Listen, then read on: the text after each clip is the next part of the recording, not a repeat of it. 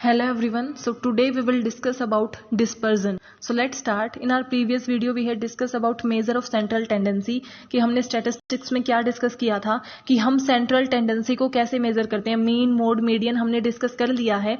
आज हम डिस्कस करेंगे डिस्पर्जन कि डिस्पर्जन का हम यूज क्यों करते हैं. मीन, मोड, मीडियन जब हमने सेंट्रल टेंडेंसी निकाल ली तो डिस्पर्जन का यूज होता क्यों है. सबसे पहले तो डिस्पर्जन का मीनिंग क्या होता है. डिस्पर्जन का मीनिंग होता है बिखराव. बिखराव का क्या मतलब है कि जो आपने सेंट्रल टेंडेंसी निकाली है. सेंट्रल टेंडेंसी आपको क्या बता रही है, नेम ही सजेस्ट कर रहा है सेंट्रल टेंडेंसी. आपके डाटा का मिड पॉइंट क्या है, यानी कि अगर आपके पास 20 लोगों का 30 लोगों का डाटा है तो उसकी एवरेज क्या है, मिड पॉइंट क्या है जो आपके कंप्लीट डाटा को रिप्रेजेंट कर सकती है, वो आपकी होती है सेंट्रल टेंडेंसी. और डिस्पर्जन क्या बताता है कि जो आपका एवरेज डाटा है, यानी कि जितना भी आपने डाटा लिया था वो जो आपका एवरेज डाटा है उससे आपका बाकी डाटा कितनी दूर है. फॉर एग्जाम्पल ये आपका सारा डाटा है, ये आपने सेंट्रल टेंडेंसी निकाल ली थी. ये जो बाकी डाटा है आपका, ये इससे कितना दूर है, ये इससे कितनी दूर है, ये इससे कितनी दूर है, ये सारा डाटा आपकी सेंट्रल टेंडेंसी से कितनी दूर है वो हम किसके अंदर देखते हैं, डिस्पर्जन के अंडर. सो डिस्पर्जन क्या है, जो हमारे डाटा के बिखराव को, जो हमारे डाटा के डिस्पर्जन स्प्रेड कितना हो रखा है हमारा डाटा हमारी सेंट्रल टेंडेंसी से, हमारा जो एवरेज पॉइंट आया है उससे जो बाकी डाटा है वो कितना दूर है, ये जो हम स्टडी करते हैं उसको हम क्या बोलते हैं, dispersion. Introduction and meaning. The various measure of central value discussed give us one single figure that represent the entire data. कि हमने जब सेंट्रल टेंडेंसी को डिस्कस किया था तो उसमें हमने क्या देखा कि एक वैल्यू आ जाती है जो हमारे कंप्लीट डाटा को रिप्रेजेंट करती है और हमारा एक एवरेज प्रोवाइड कर देती है. But the average alone can not adequately describe a set of observation unless all the observation are same. कि एक एवरेज, आपने कोई एक एवरेज निकाल ली. फॉर एग्जाम्पल आपने हाइट ऑफ स्टूडेंट देखा कि एक स्कूल में आपने स्टूडेंट्स की हाइट देखी कि कितनी है, सबका लेने के बाद आपने एवरेज बता दी कि सबकी हाइट 5 एवरेज है. स्कूल की हाइट क्या है, स्कूल में जो स्टूडेंट्स हैं उनकी 5 एवरेज हाइट है. तो इसका मतलब ये थोड़ी है कि सभी स्टूडेंट की हाइट 5 है, वो उसके आसपास है, हमने एवरेज बता दी. अब क्या एवरेज पता लगाना हमारे लिए इनफ है? अब हमारी एवरेज तभी इनफ हो सकती है जब एक्चुअल में सभी स्टूडेंट की हाइट 5 हो. लेकिन ऐसा तो है नहीं, किसी की 6 है, किसी की 4 है, किसी की 3-2 है, किसी की 5-6 है. सो ये सब क्या है, हमें अगर अपनी इफेक्टिवनेस देखनी है, अगर ये देखना है कि हमारा डाटा कितना एक्यूरेट है, सो हम क्या देखेंगे कि उसका डिस्पर्जन कितना है. यानी कि 5 से जो हमारी एवरेज हाइट आई है उसमें जितने भी हमारे स्कूल में जितने भी स्टूडेंट है उसकी हाइट कितनी वेराई करती है. यानी कि 4 कितनी दूर है 5 से, 6 कितनी दूर है, 3 कितनी दूर है. ये सब जब हम डिस्पर्जन जब हम देखते हैं, स्प्रेड ऑफ डाटा जब हम डिस्कस करते हैं, उसको हम क्या बोलते हैं, dispersion. Dispersion is the major of variation of the item. यानी कि आपके जो आइटम है, आपकी वेरिएंस कितनी है आपके एवरेज से, जो आपने सेंट्रल पॉइंट निकाला है, बाकी डाटा उससे कितनी दूर तक फैला हुआ है, ये जो आप स्टडी करते हो वो किसके अंदर आता है, डिस्पर्जन के अंदर. The degree to which numerical data tend to spread about an average value is called variation and dispersion of data. कि आपकी जो सेंट्रल वैल्यू आई है उससे आपका बाकी डाटा कितना स्प्रेड हुआ है, कितना दूर है, इस चीज की स्टडी करने के लिए हम डिस्पर्जन ऑफ डाटा का यूज करते हैं. अब इसके लिए आप देखो हमारे सामने 3 डायग्राम है. फर्स्ट देखो कि हमारा जो डायग्राम ये क्या शो कर रहा है कि हमारा x बार नीचे जो लिखा गया है इसका मतलब क्या है कि यहाँ मीन, मोड, मीडियन सेम है. तीनों डाटा के जो हमारा डाटा है, ये जो पहली हमने कर्व बनाई है और दूसरी कर्व बनाई है, दोनों के मेन, मोड, मीडियन यानी कि दोनों की सेंट्रल टेंडेंसी सेम है. बट क्या हमारे ये दोनों डाटा सेम है, ये कर्व और ये कर्व क्या सेम है, नहीं है. ये कर्व अगर सेम नहीं है तो हम कैसे मान ले कि हमारा सेंट्रल टेंडेंसी एक इफेक्टिव डाटा हमें दे रहा है. क्योंकि सेंट्रल टेंडेंसी के अकॉर्डिंग क्या हो गया, हमने देख रखा है कि सेंट्रल टेंडेंसी के अकॉर्डिंग हमारी दोनों कर्व के मीन, मोड, मीडियन यानी कि एवरेज पॉइंट सेम है. एवरेज पॉइंट सेम है लेकिन कर्व सेम नहीं है, इसका मतलब हमारा डाटा तो डिफरेंट है. सो वो डाटा कितना डिफरेंट है ये किसकी हेल्प से हम स्टडी करते हैं, डिस्पर्जन की हेल्प से. अब जैसे ये दूसरा डाटा देखो, दोनों कर्व हमारी सेम है, दोनों का डाटा हमारा सेम है, इसका मतलब दोनों की सेम हमारी कर्व बन रही है, लेकिन क्या हमारा मीन सेम है? मीन सेम नहीं है। इसका मतलब क्या है कि जो हमारे मीन मोड मीडियन आते हैं वो सिर्फ एवरेज को बताते हैं, ये शो नहीं करते कि क्या हमारा डाटा सेम है या नहीं है। अगर हमें ये देखना है कि हमारा डाटा कितना सेम है या कितना अलग है, उसके लिए हमें क्या करना पड़ता है? डिस्पर्जन की स्टडी करनी पड़ती है, और इसीलिए हमारा डिस्पर्जन रिक्वायर्ड है, क्योंकि हमारा मीन क्या करेगा? हमें एवरेज वैल्यू बता देगा वो ऐसा, लेकिन वो हमें क्लियर पिक्चर नहीं देता है डाटा की, क्योंकि हमारा डाटा डिफरेंट हो तब भी मीन सेम आ सकता है, डाटा सेम हो तब मीन डिफरेंट आ सकता है। सो इसीलिए आपको देखना होगा कि आपको कैसे वर्क करना है। सीरीज ए, बी एंड सी। अब सीरीज ए देखो, आपकी सीरीज ए का हमने देख रखा है 100 100 100 हमें डाटा दे रखा है, ये है और ये। अब ये जो हमारा डाटा है इससे हम क्या करेंगे? सबसे पहले मीन निकालेंगे, क्योंकि डिस्पर्जन का मतलब क्या है? आपकी सेंट्रल लोकेशन से आपका डाटा कितना दूर है। तो सबसे पहले डिस्पर्जन के लिए आपको सेंट्रल लोकेशन ही निकालनी पड़ेगी। अगर आपको डिस्पर्जन में देखना क्या है, डिस्पर्जन का मेन ऑब्जेक्टिव मोटिव ही यही है कि वो ये बताएगा कि आपकी जो सेंट्रल लोकेशन है उससे आपका डाटा कितना दूर है। अगर आपके पास सेंट्रल लोकेशन ही नहीं है तो आप कैसे देखोगे कि डाटा कितना दूर है? तो सबसे पहले डिस्पर्जन को अगर आपको कैलकुलेट करना है तो सबसे पहले आपको सेंट्रल टेंडेंसी निकालनी होगी, चाहे वो मीन से निकालो, मोड से निकालो या मीडियन से निकालो। तो सबसे पहले हम इस डाटा का मीन निकाल लेते हैं। तो मीन हम कैसे निकालते हैं? हमने अपनी प्रीवियस वीडियो में देख रखा है, सबमिशन x अपॉन में n। सो x हमें कितना गिवन है? 100 100 100 100, तो सबमिशन x आ गया 500, इसका सबमिशन भी 500 और इसका सबमिशन भी 500। पर क्या ये डाटा सेम है? हमारे पास 100 100 करके आ गया। अब हमारे पास आइटम कितने हैं? 1 2 3 4 5, यानी कि हम 500 को किससे डिवाइड करते जाएंगे? 5 से, तो हमारा मीन आ जाएगा। सबका मीन क्या आ गया? 100 100 100, यानी कि सबकी जो सेंट्रल टेंडेंसी है वो क्या है? सेम है। सबकी सेंट्रल टेंडेंसी 100 है। पर क्या आपको दिख रहा है? तीनों डाटा आपके सामने है, क्या डाटा सेम है? ये देखो, ये तो सारे एक दूसरे के बिल्कुल, ये तो 100 के, ये भी 100 के बिल्कुल पास है, ये भी 100 के बिल्कुल पास है, ये भी 100 के, सारे 100 ही है। इसका मतलब यहाँ पे डिस्पर्जन, यहाँ पे बिखराव कितना है? 0। डिस्पर्जन बिल्कुल 0 है। 100 के सारे A to Z 100 के साथ हैं, कुछ भी ऊपर नीचे नहीं है। अब यहाँ पे डिस्पर्जन कितना होगा? इसमें तो 100 के बिल्कुल पास है, तो यहाँ तो कोई डिस्पर्जन नहीं है। ये 5, ये कितना दूर है? 2, ये कितना दूर है? 3, और ये 10। सो यहाँ टोटल डिस्पर्जन कितना हो जाएगा? जब हम इन सबको ऐड कर देंगे तो वो हमारा क्या आ जाएगा? Total dispersion 5 5 10 and 20। सो हमारा यहाँ पे टोटल डिस्पर्जन कितना है? 20 का टोटल डिस्पर्जन है। और यहाँ पे हमारा कितना था? 0 डिस्पर्जन था, क्योंकि सारा डाटा हमारे 100 से मैच कर रहा था। यहाँ हमारा कितना है? 20 का है। यहाँ हमारा 0 डिस्पर्जन था, यहाँ हमारा कितना आया है? डिस्पर्जन 20। डिस्पर्जन कैसे निकालते हैं? अपनी सेंट्रल वैल्यू जो आई है, जो आपका मीन आया है, उससे अपने आपका डाटा कितनी दूर है। यहाँ तो हमारा डाटा दूर ही नहीं है, सारा हमारा किस पे है? 100 पे। यहाँ पे बाकियों में फर्क है, तो इसका मतलब हमारा जो डिफरेंस है उसको हम जब ऐड कर देते हैं तो हमारा कितना आ गया? ये 20 आ गया। अब ये देखो, ये डाटा आपका कितना दूर है 100 से। इसमें तो 99 का गैप है, इसमें 98 का, 97 का, 95 का, और 489 तो 100 से, यानी कि 389 का गैप है। सो जब हम इसको टोटल करेंगे तो वो अराउंड 650 समथिंग आएगा। सो ये क्या है? कितना दूर हमारा डाटा है। हमारा जो एवरेज है वो 100 है, लेकिन डाटा का बिखराव देखो कैसा है। सो ये हमें क्या डिफाइन कर रहा है कि जो हमारी थर्ड सीरीज है उसमें सबसे ज्यादा डिस्पर्जन है, उसमें जो हमारा डाटा है वो सबसे ज्यादा फैला हुआ है, सबसे ज्यादा बिखराव है उसका अपनी सेंट्रल टेंडेंसी से। सो अगर हमने जो स्टडी की उससे क्या पता चला? सीरीज ए में डिस्पर्जन बिल्कुल भी नहीं है, सीरीज बी में स्लाइटली डिस्पर्जन है, यानी कि सेंट्रल टेंडेंसी से हमारा डाटा थोड़ा थोड़ा दूर है, लेकिन सीरीज सी क्या कहती है? बिल्कुल ही सेंट्रल टेंडेंसी से हमारा डाटा दूर फैला हुआ है।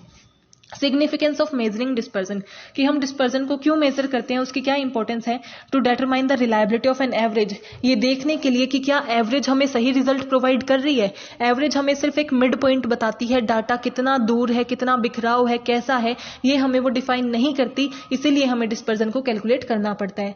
टू कंपेयर 2 और more series with regard to their variability, कि 2 सीरीज को अगर आपको कंपेयर करना है, जैसे हमने ये देखा था कि अगर हमने मीन हमारा सेम हो गया लेकिन सीरीज हमारी डिफरेंट है, तो उन दोनों को अगर आपको कंपेयर करना है तो आपको उसका डिस्पर्जन पता होना चाहिए कि उसमें कितना बिखराव है। उस बेस पे आप बता सकते हो कि कौन सी सीरीज ज्यादा फैली हुई है, जिसमें ज्यादा डिस्पर्जन है।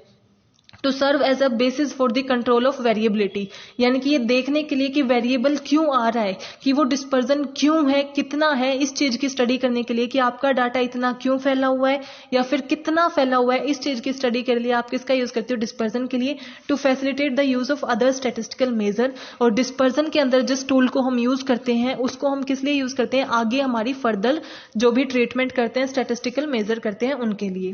Properties of a good measure of variation, एक गुड मेजर क्या होता है, जो it should be simple to understand, जो आपको इजीली अंडरस्टैंड हो जाए, इतना कॉम्प्लेक्स नहीं होना चाहिए कि आप उसे बार बार समझ रहे हो फिर भी वो आपको समझ नहीं आ रहा। It should be easy to compute, आसानी से आप उसे कंप्यूट कर सको, कैलकुलेट कर सको, ज्यादा डिफिकल्ट और कॉम्प्लेक्स कैलकुलेशन उसकी नहीं होनी चाहिए। It should B rigidly define, rigidly define का मतलब क्या होता है कि अगर आप कैलकुलेट कर रहे हो तो भी वही रिजल्ट आना चाहिए, मैं कैलकुलेट कर रही हूं तो भी वही रिजल्ट आना चाहिए, तभी उसमें एक्यूरेसी है। आपका रिजल्ट कुछ और आता है, मेरा कुछ और आता है, इसका मतलब क्या है कि हमारा डाटा एक्यूरेट नहीं है। सो हमारा जो भी मेजर वही अच्छा होगा जो रिजिडली डिफाइन होगा, चाहे कोई भी कैलकुलेट करे रिजल्ट हमारा सेम आएगा। It should be based on each and every item of distribution, कि हमें किसी भी आइटम को इग्नोर नहीं करना चाहिए, जितना भी डाटा है सारे को यूज करके ही हमें क्या करना चाहिए, वो डाटा निकालना चाहिए, रिजल्ट निकालना चाहिए। It should be used for the further algebraic treatment, आगे हम उसे जो भी ट्रीटमेंट करते हैं उसके लिए यूज कर सकें। It should have sampling stability, यानी कि जो भी हम सैंपल ले रहे हैं, अगर हमने सैंपल होता क्या है, जो सारी पॉपुलेशन को रिप्रेजेंट करता है। फॉर एग्जाम्पल आपकी पॉपुलेशन थी 100, उसमें से आपने 20 का सैंपल ले लिया जो आपकी पॉपुलेशन को रिप्रेजेंट करेगा। सो जो 20 आपने पहले लिए हैं, अगर उसके बाद कोई और 20 आप ले रहे हो तो वो भी वही सेम रिजल्ट आपको निकाल के दें, यानी कि पॉपुलेशन में अगर सैंपल चेंज कर रहे हैं फिर भी आपके रिजल्ट की स्टेबिलिटी होनी चाहिए और एक्सट्रीम वैल्यू से अफेक्ट नहीं होना चाहिए। Now measure of dispersion, dispersion को हम दो तरीके से मेजर कर सकते हैं, absolute measure of dispersion and relative measure of dispersion. Absolute measure of variation are expressed in the same statistical unit which originate data. अब हम क्या है, इसका सिंपल मतलब है कि जिसमें हम बिखराव निकालते हैं, अगर हमारी यूनिट सेम है तो हम कंपेयर कर सकते हैं। फॉर एग्जाम्पल एक डाटा हमारा केजी में है, दूसरा भी केजी में है, तो हम उन दोनों को कंपेयर कर लेंगे कि कौन से डाटा में ज्यादा डिस्पर्जन है। लेकिन एक डाटा तो हमारा केजी में है, दूसरा हमारा फीट में दे रखा है कि 5 फीट है, 6 फीट है, 7 फीट है, सो उसको हम कंपेयर नहीं कर सकते क्योंकि यूनिट चेंज हो रही है। सो वो हमारा क्या होता है, एब्सोल्यूट मेजर ऑफ डिस्पर्जन, जो सेम यूनिट के साथ डील करता है। और रिलेटिव मेजर ऑफ डिस्पर्जन क्या है, जिसमें हम कोफिशिएंट का यूज करते हैं, और कोफिशिएंट क्या कर देता है, यूनिट के गैप को हटा देता है, आगे से उन यूनिट को हटा देगा, चाहे वो केजी में हो, फीट में हो, सेंटीमीटर में हो, मीटर में हो, किसी भी चीज में हो, आप उस डाटा को कंपेयर कर सकते हो। वो हमारे क्या होते हैं, relative measure of dispersion. Method of studying dispersion, अब डिस्पर्जन हम किन किन स्टडी, कैसे कैसे स्टडी कर सकते हैं, कैसे कैसे हम पता लगा सकते हैं कि हमारा डाटा कितना फैला हुआ है, कितना स्प्रेड है। उसके 5 मेथड होते हैं, range, quartile deviation, mean deviation, standard deviation and variance. Type of measure हमने देख लिया कि एब्सोल्यूट होते हैं और रिलेटिव होते हैं। एब्सोल्यूट के अंदर हमारे क्या आते हैं, range, variation, standard deviation, quartile deviation and mean deviation, क्योंकि ये सेम यूनिट के साथ डील करता है। और रिलेटिव मेजर में क्या हो जाता है कि वो हमारी यूनिट को रिमूव कर देता है, इसका मतलब वो कोफिशिएंट का यूज करता है। कोफिशिएंट किस चीज के लिए यूज किए जाते हैं, ताकि आपकी यूनिट का बैरियर जो है वो पीछे से रिमूव हो जाए। सो इसके अंदर हम किसकी स्टडी करते हैं, कोफिशिएंट ऑफ रेंज, और हमारे वेरिएशन और स्टैंडर्ड डेविएशन के लिए सेम है कोफिशिएंट ऑफ वेरिएंस, और coefficient of quartile deviation, coefficient of mean deviation. So सबसे पहले हम स्टडी करते हैं रेंज।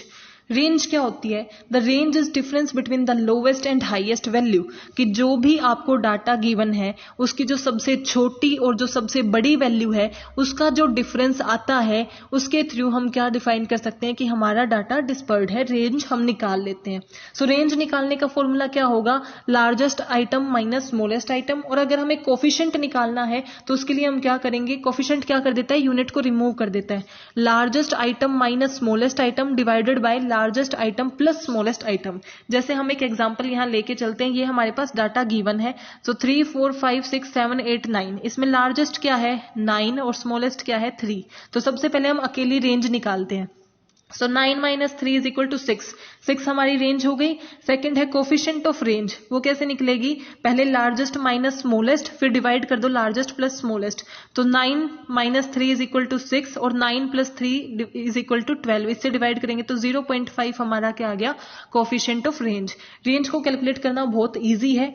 ये हमारी क्या थी, सिंपल सीरीज थी। अगर हमारे पास कॉन्टिन्यूअस सीरीज हो, यानी कि ऐसे जब हमारे पास डाटा गिवन हो, तब हम क्या करेंगे कि जो हमारी सबसे पहली यानी कि छोटी जो हमारा क्लास इंटरवल है और सबसे बड़ा जो क्लास इंटरवल है, सबसे बड़े की हाईएस्ट वैल्यू हम ले लेंगे और सबसे छोटे की फर्स्ट वैल्यू हम ले लेंगे। तो 60 माइनस 10 हमारी क्या आ जाएगी, रेंज, और कोफिशिएंट कैसे आएगा, 60 माइनस 10 डिवाइडेड बाय 60 प्लस 10, तो कितना हो जाएगा 50 divided by 70 is equal to 0.714। ये आपका कोफिशिएंट ऑफ रेंज आ गया।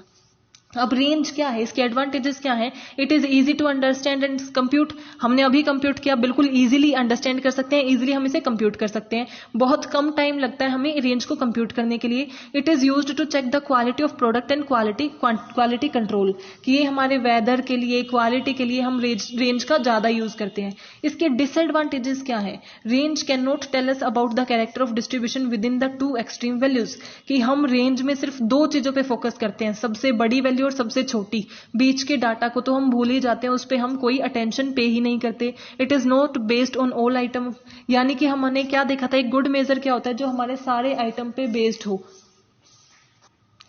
कि एक गुड मेजर क्या होता है, जो सारी वैल्यू को कंसीडर करे, लेकिन रेंज सबको कंसीडर नहीं कर रहा है। It is not based on all the values, based upon the above point it's not reliable, कि हमारा जो वो है रेंज है वो रिलायबिलिटी हमें प्रोवाइड नहीं कर रहा है, एक्यूरेसी हमें प्रोवाइड नहीं करेगा। Range can't be computed in open and series, अगर हमारे पास ओपन एंड डिस्ट्रीब्यूशन है जिसमें शुरू की और लास्ट की वैल्यू गिवन ही नहीं, तो फिर हम कैसे कैलकुलेट करेंगे, क्योंकि हम तो कंसीडर ही बस उसे करते हैं। Second is quartile deviation. So quartile deviation क्या है, हमारा सेकेंड मेथड है डिस्पर्जन को कैलकुलेट करने का। इसको हम सेमी क्वार्टाइल रेंज भी बोलते हैं। सेमी क्वार्टाइल रेंज क्यों बोलते हैं, जब हम क्वार्टाइल रेंज निकालते हैं तो उसका फॉर्मूला होता है Q3 माइनस Q1, और जब हम उसे 2 से डिवाइड कर देते हैं तो इसका मतलब है वो है हमारा quartile deviation. So quartile deviation it is the product of half of the difference between the upper and the lower quartiles, कि जब हम Q3 और Q1 को निकालते हैं और उसे 2 से डिवाइड कर देते हैं तो हमारा क्वार्टाइल डेविएशन आ सकता है।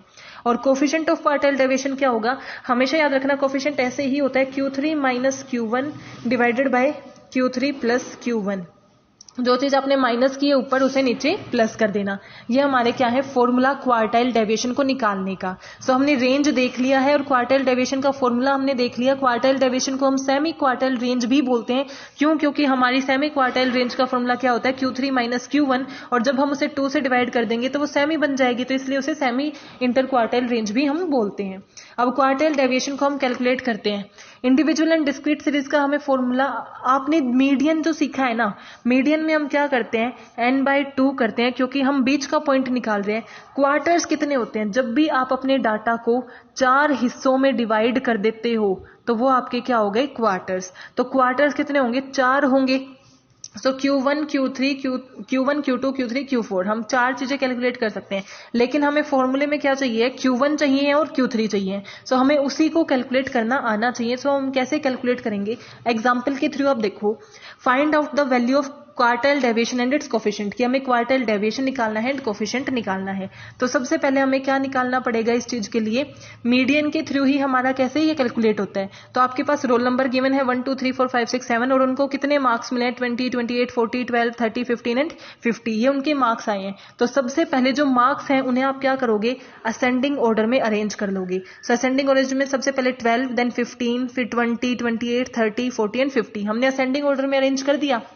जब हम अपना मीडियन निकालते थे तो उसका फॉर्मूला क्या होता था, n+1 divided by 2।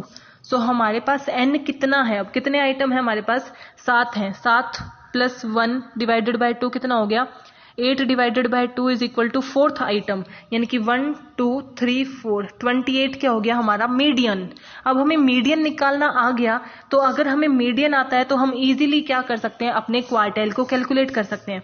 So Q1 का फॉर्मूला क्या होगा, जैसे हम वहां n+1 डिवाइडेड बाय 2 करते थे, यहाँ वो 2 की जगह 4 हो जाएगा, क्योंकि हम क्या करते हैं, क्वार्टाइल्स कितने होते हैं, 4 होते हैं, 4 क्वार्टर में डिवाइड करते हैं। इसीलिए जो हमारा 4 क्वार्टर्स होने की वजह 2 की जगह हम क्या यूज करेंगे, 4 को यूज करेंगे। सो जब हम करते हैं 7 + 1 डिवाइडेड बाय कितने हैं हमारे 4, क्योंकि हमारे क्वार्टाइल को हम निकाल रहे हैं, Q1 निकाल रहे हैं। जब हम 1 निकाल रहे होते हैं तो हमारा सिंपल यही फॉर्मूला होता है। सो 8 को जब हम 4 से डिवाइड करेंगे तो कौन सा आइटम आ रहा है, सेकंड आइटम। तो सेकंड आइटम हमारा क्या है, 15। सो Q1 हमारा कितना आ गया, 15 आ गया। जब आप Q3 निकालोगे तो कौन सा Q निकालना है, 3, इसीलिए बाहर क्या आ जाएगा, 3 आ जाएगा। वही n+1 डिवाइडेड बाय 4। हमेशा याद रखना मीडियन में 2 लेते हैं और क्वार्टाइल में 4 लेते हैं, क्योंकि क्वार्टर्स कितने होते हैं, 4 होते हैं। सो 3 हमने बाहर रख लिया क्योंकि Q3 निकाल रहे हैं। अगर हम Q2 निकाल रहे होते हो तो बाहर क्या आ जाता, 2 आ जाता। n+1 कितना है हमारा, 7+1 डिवाइडेड बाय 4। सो हमारा क्या आ गया, 3 इंटू में 2 is equal to 6। Sixth item कौन सा है हमारा, 1 2 3 4 5 6, 40 हमारा क्या हो गया, Q3 हो गया। सो हमने Q3 निकाल लिया, Q1 निकाल लिया, सिंपल उसे फॉर्मूले में पुट कर दो। सो क्वार्टाइल डेविएशन का फॉर्मूला क्या है, Q3 minus Q1 divided by 2। So Q3 कितना आया, 40 माइनस 15 डिवाइडेड बाय 2, कितना आ जाएगा आपका 12.5 आपका क्वार्टाइल डेविएशन है। और कोफिशिएंट कैसे निकलेगा, Q3 minus Q1 divided by Q3 plus Q1। जब हम ये फॉर्मूले में पुट करते हैं तो हमारा क्या आ जाएगा, 0.455 हमारा क्वार्टाइल डेविएशन की कोफिशिएंट आ गई। नाउ कॉन्टिन्यूअस सीरीज हमें गिवन है। ये हमने देख लिया कि इंडिविजुअल सीरीज में हमें कैसा करना है, और अगर हमें नॉर्मल हमारी डिस्क्रीट सीरीज गिवन होती है तो हम क्या करते हैं, उसकी CF4 निकाल लेते हैं। CF कैसे निकलती है आपकी, ये हमने अपने मीडियन में डिस्कस कर रखा है। अब है हमारी कॉन्टिन्यूअस सीरीज। कॉन्टिन्यूअस सीरीज क्या होती है, जब आपको डाटा इस फॉर्म में गिवन होता है 32 32 32 to 34, जब आपको एक रेंज में डाटा गिवन होता है उसको हम क्या बोलते हैं, कॉन्टिन्यूअस सीरीज। सो आपको x गिवन है, f गिवन है, उससे आप क्या निकाल लोगे, CF। CF कैसे निकालते हैं, f को जब हम ऐड करते जाते हैं तो हमारी CF आ जाती है। 12 को हम सीधा उतार लेंगे, 12 plus 18 30, 30 plus 16 46, 46 plus 14 60, 60 plus 12 72, 72 plus 8 80 और 80 प्लस 6 86। सो जब ये जिग-जैग आपका बनता जाएगा और आपकी CF आती जाएगी। अगर आपको ये देखना है कि आपकी CF सही निकली है या नहीं, तो उसका एक तरीका है कि जो आपकी CF की लास्ट डिजिट होगी और F का जो टोटल होगा अगर वो सेम आ रहा है, इसका मतलब आपने सही CF को कंप्यूट किया है। तो अब हम क्या करेंगे, अपनी फॉर्मूले को लगाते हैं। सो हमारा फॉर्मूला क्या होता है, जब हमारी कैसी है, कॉन्टिन्यूअस सीरीज है। सबसे पहले तो हमें n डिवाइडेड बाय 4 करना ही होता है। अब कॉन्टिन्यूअस सीरीज में n क्या होता है, n is equal to summation f। So आपका समीशन f कितना है, 86 को 86 को जब आप 4 से डिवाइड करोगे तो कितना आता है, 21.5। ये आपका क्या आ गया, n divided by 4। So Q1 अगर आप निकाल रहे हो तो इसका मतलब क्या है, आपका जो 21.5 आइटम है। सो अब आपको क्या करना होता है, जब हमारी इंडिविजुअल सीरीज सीधा हमने देख लिया कि 21.5 हम जाके चेक कर लेते थे। इधर हमें क्या करना होता है, यहाँ देखेंगे कि 21.5 कहाँ लाई करता है। सो हमारा 21.5 CF में तो कहीं नहीं है, तो इससे बड़ी नेक्स्ट बड़ी वैल्यू क्या है, 30। सो 30 के सामने वाले जो लाइन है ना, उसे आप लेके चलो और उसे फॉर्मूले में पुट करो। अब इसका फॉर्मूला क्या होता है, ये हमें लेके चलनी थी। फॉर्मूला होता है L यानी कि lower limit divided by n divided by 4 minus CF upon में F इंटू में I। सो आपका यहाँ हमने वो फॉर्मूला पुट भी कर रखा है। देखो आपने 30 देखा था कि जो आपका 21.5 आया है वो किस रेंज में है, इसके अंदर है। तो आपकी लोअर लिमिट कितनी है, 32। तो 32 हमने पुट कर दिया।